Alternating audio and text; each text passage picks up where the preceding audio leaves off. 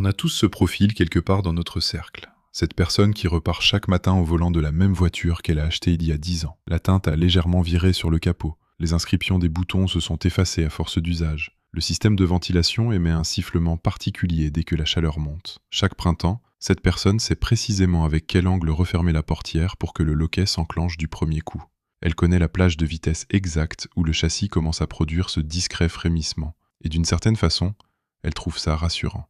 Autour d'elle, tout le monde renouvelle son véhicule tous les 2 ou 3 ans. De nouveaux écrans, de nouvelles interfaces, de nouvelles assistances. Un nouveau signal envoyé aux autres. Et à chaque fois que quelqu'un croise sa voiture sur un parking, la question sort automatiquement. Mais pourquoi tu ne changes pas ? Ce qui est fascinant, c'est que beaucoup de ces conducteurs ont largement la capacité financière de signer pour un modèle flambant neuf. Mais ils ne le font pas. Et la psychologie comportementale démontre que ce choix n'a presque rien à voir avec l'état mécanique du véhicule, parce que rouler dans la même voiture pendant 10 ans révèle quelque chose de précis sur la structure mentale de la personne derrière le volant. Entrons une seconde dans le simulateur. La culture contemporaine est une infrastructure conçue pour rendre l'obsolescence permanente. Vos téléphones, vos vêtements, vos équipements, vos habitudes et parfois même vos convictions sont soumis à une pression constante de remplacement. Tout ce qui devient familier est immédiatement repositionné comme dépassé. La publicité ne résout pas vos problèmes. Elle crée un inconfort là où il n'existait pas. Elle vous convainc que ce que vous possédez déjà est insuffisant, non pas parce qu'il a cessé de fonctionner, mais parce que votre satisfaction représente un risque mortel pour le modèle économique qui vous cible. Un individu pleinement aligné avec ce qu'il possède déjà devient instantanément invisible pour les algorithmes de consommation. Et c'est précisément ça qui dérange. Salut, c'est Ben. Aujourd'hui, on analyse cliniquement le marqueur de statut le plus visible de la vie moderne, la voiture. On va comprendre pourquoi refuser de changer de véhicule est parfois la démonstration de force financière et psychologique la plus puissante qu'un individu puisse faire. Sortez le scalpel, on dissèque le comportement des stratèges. Les gens ne conduisent plus simplement des voitures. Ils s'en servent pour projeter une version d'eux-mêmes sur les routes, une preuve de réussite, de niveau social, de goût supposé.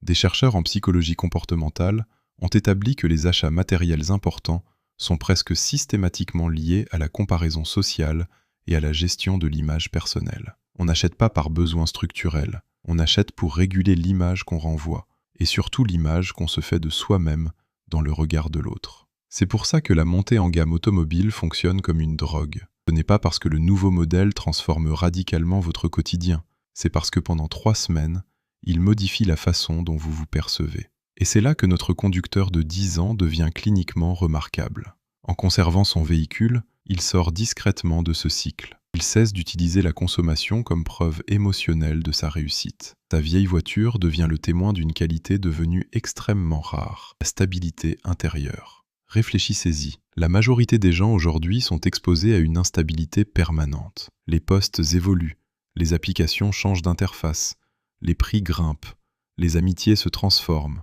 des tendances entières naissent et meurent en quelques semaines sur les réseaux.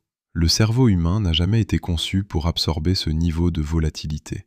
Les psychologues savent depuis longtemps que l'être humain recherche naturellement la familiarité dans les périodes d'incertitude. Les environnements connus réduisent la charge cognitive. Les routines établies stabilisent le système nerveux. Les objets anciens créent un ancrage dans le réel. Ce qui signifie que parfois, une vieille voiture n'est pas simplement un véhicule vieillissant. C'est l'un des derniers points fixes dans l'existence d'un individu. Antoine, par exemple, passe ses journées à gérer des tensions professionnelles, à négocier sous contrainte, à piloter des projets dans l'incertitude. Il revient épuisé chaque soir. Mais quand il monte dans son véhicule, tout est prévisible. Il sait comment il réagit, comment il sonne, comment il répond dans les virages. Il y a quelque chose d'immensément apaisant dans cette prévisibilité. Chaque fois que vous cédez à la pression du renouvellement, vous échangez un actif qui travaille silencieusement contre un passif qui commence à perdre de la valeur à la seconde où vous quittez la concession. Le monde veut vous faire croire que pour être respecté, vous devez afficher votre capital sur 4 roues. C'est le piège le plus coûteux qui soit. Les vrais patrimoines se bâtissent loin des regards, dans la discrétion d'un véhicule ordinaire, pendant que vos liquidités travaillent sur les marchés. Si vous voulez comprendre et neutraliser les biais psychologiques qui vous coûtent des années de liberté financière, abonnez-vous à Ben Investit maintenant et activez la cloche. On décortique chaque semaine ces mécanismes pour que vous passiez à l'offensive. En psychologie comportementale, ce phénomène s'appelle l'effet de simple exposition. Plus un objet vous est familier, plus votre attachement émotionnel à son égard se renforce. Non pas parce que l'objet devient objectivement meilleur avec le temps, mais parce que la familiarité génère de la sécurité. Cette voiture était là pendant vos ruptures, pendant votre premier vrai poste, pendant vos trajets nocturnes sous la pluie, pendant vos retours de maternité, pendant ces fins de journée où vous rouliez sans destination précise, juste pour décompresser. Les neurosciences confirment que les objets physiques deviennent des systèmes de stockage pour notre mémoire émotionnelle et notre identité.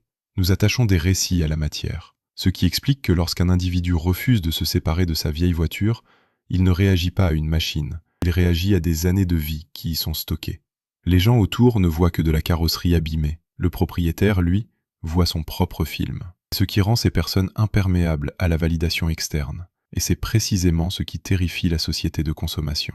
Si vous êtes encore là, c'est que vous commencez à voir le jeu tel qu'il est vraiment. Le prochain pas, c'est de construire. J'ai créé 3 guides concrets disponibles en description. De 0 à ton premier ETF, pour commencer à faire travailler votre argent comme Théo. De 0 à 500 € de revenus supplémentaires par mois en 60 jours, et de 0 à 1000 € d'épargne en 90 jours.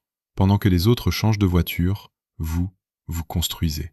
Les liens sont en dessous. Les réseaux sociaux ont fabriqué une culture de la performance obligatoire. Tout doit être visible. Ce que vous portez, vos déplacements, vos restaurants, et bien sûr, ce que vous conduisez. Le bonheur est devenu une obligation d'affichage. Regardons Raphaël. Raphaël est le profil parfaitement adapté à ce système. À 43 ans, il renouvelle son véhicule tous les 3 ans via des contrats de leasing aux mensualités lourdes. La voiture est pour lui un outil de positionnement social. Il a besoin que ses collègues et ses voisins voient son SUV premium au parking pour confirmer qu'il progresse dans la hiérarchie. Résultat, 650 € par mois sur un véhicule qui ne lui appartiendra jamais.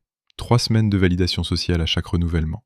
Un ego momentanément soulagé. Un compte d'investissement structurellement vide. A l'inverse, regardez Théo. Théo gagne le même salaire que Raphaël, mais il roule dans une Citroën C3 de 2013. Des éraflures sur les jantes, le revêtement du siège conducteur légèrement usé. Les collègues l'observent parfois avec un sourire condescendant sur le parking de l'entreprise. Ils imaginent qu'il manque d'ambition, qu'il a renoncé à la course ou qu'il traverse une période difficile. C'est l'erreur d'analyse classique. Confondre la simplicité délibérée avec l'échec.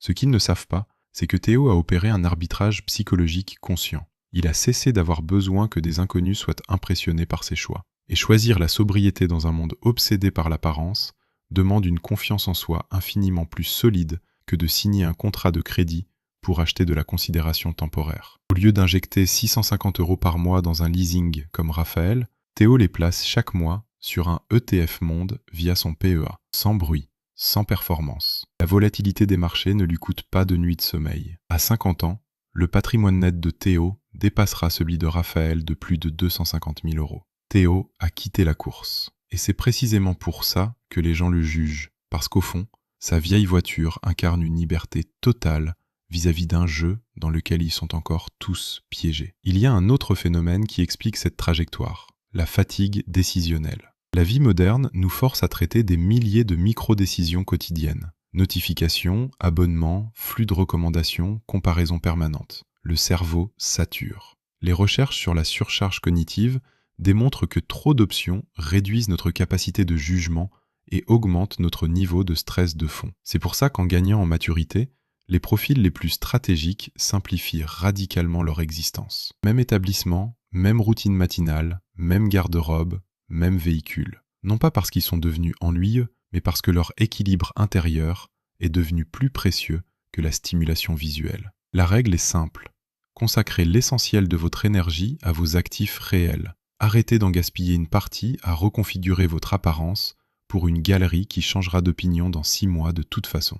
Le monde continuera de vous répéter que vous êtes incomplet sans la prochaine mise à jour. Dernier modèle, sans la version supérieure. Mais tout change le jour où vous posez cette question, hautement dangereuse pour l'économie de marché. Et si ce que j'ai déjà était amplement suffisant? Le jour où vous ressentez véritablement ce sentiment de suffisance, la culture de consommation perd instantanément toute prise sur vous. Conduire une voiture de 10 ans, ce n'est pas de la résignation, de la radinerie ou de la peur du changement.